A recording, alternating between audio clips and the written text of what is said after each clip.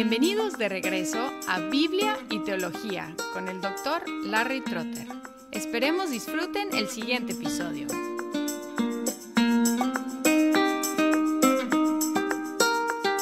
Hasta ahora, en esta serie sobre la interpretación, la hermenéutica, me he enfocado en las palabras, la unidad más básica del lenguaje. He mencionado brevemente la cuestión de la gramática y la sintaxis porque queremos practicar la interpretación gramática histórica y por lo tanto tenemos que entender la gramática, tanto la gramática del idioma de la fuente del texto, es decir, hebreo o griego, a la medida que sea posible, y nuestra propia gramática. Y la sintaxis tiene que ver con las normas que relacionan una palabra con otra, y todas las palabras en un enunciado o un párrafo. Es probable que hablemos nuestra lengua materna bien y bastante correctamente, porque suena correcto. Y si alguien nos pregunta por qué se dice así, diríamos porque así se dice. Y normalmente es suficiente ese entendimiento de la gramática, algo intuitivo.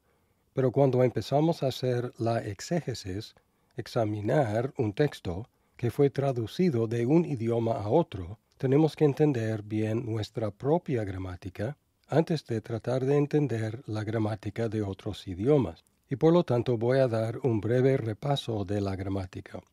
Una oración o un enunciado es un conjunto de palabras que normalmente tienen un sujeto, el actor, y un predicado, lo afirmado, ligados con un verbo. El rey no es una oración completa. El rey decretó una ley es una oración completa. Y luego tenemos otras palabras que complementan el sujeto y otras el predicado.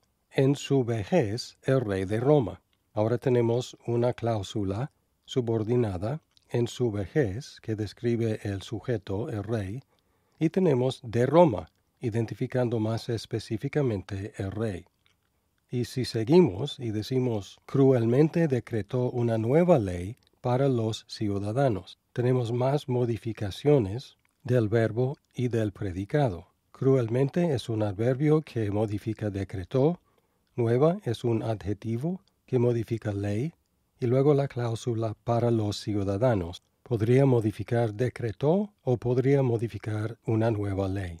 En este caso, probablemente una nueva ley porque está más cerca de una nueva ley que decretó. Si hubiera dicho cruelmente decretó para los ciudadanos una nueva ley, entonces para los ciudadanos probablemente modificaría decretó. Los sustantivos son las cosas, incluyendo personas, lugares, conceptos, ideas, objetos, etc. Los adjetivos modifican los sustantivos. Los verbos expresan acción o estado, y los adverbios modifican los verbos o los adjetivos. Los objetos directos reciben la acción del verbo, y los objetos indirectos son perjudicados o beneficiados por la acción del verbo. Me robó el dinero es el objeto directo, y yo soy el objeto indirecto, porque yo soy el perjudicado. Me pagó el dinero, sigo siendo el objeto indirecto, porque soy beneficiado. Y hay dos clases generales de literatura, las cuales tienen su propia sintaxis, la prosa y la poesía, pero como he mencionado, hay otros géneros como profecía, como apocalíptico, como ley, como parábola, como evangelio, como epístola. Y no solo los géneros tienen su propia sintaxis, sino que también cada idioma tiene su propia gramática. La traducción requiere un entendimiento de las dos gramáticas. Y una de las mejores maneras de dominar la gramática española o de la lengua materna de uno es estudiar otros idiomas. Al estudiar otros idiomas hacemos explícito lo que normalmente queda implícito. En mi caso, entendí mucho mejor la gramática inglesa cuando empecé a estudiar griego. Y luego entendí por lo menos un aspecto del griego mucho mejor al estudiar el español, el modo subjuntivo, que no se utiliza mucho en inglés, pero se emplea mucho en griego y en español. Y la idea de este repaso es para que prestemos atención a la gramática, para poder analizar la sintaxis de textos automáticamente mientras los leemos.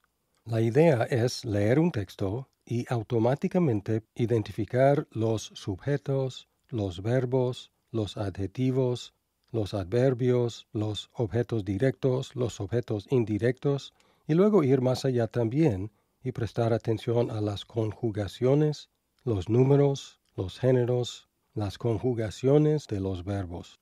Y luego en otros idiomas hay declinaciones de los sustantivos, algo que no tenemos tan obviamente en español. Normalmente lo que hago en mis clases y lo que hago cada lunes cuando me siento con el texto en hebreo o griego es que traduzco el texto y luego copio y pego el texto en un procesador de palabras como Microsoft Word y empiezo a jugar con el texto. Utilizo colores, subrayos, sangrías para identificar transiciones, para identificar divisiones, para identificar jerarquías, cosas subordinadas que dependen de cosas mayores, y al final de ese ejercicio tengo un vistazo del texto y puedo ver su estructura y su flujo en un solo vistazo. Y normalmente me brinca del texto la estructura que voy a utilizar en mi sermón, porque en mi sermón básicamente voy a seguir el orden del texto. Ahora, en un podcast no puedo demostrar esta técnica de analizar textos, pero les refiero al canal de YouTube de Florida Coast Church, donde tengo unos ejemplos de este ejercicio. He hecho este ejercicio con estudiantes nuevos y también con pastores maduros, y todos han sido muy sorprendidos con lo que sale del texto cuando analizamos cuidadosamente la estructura de él.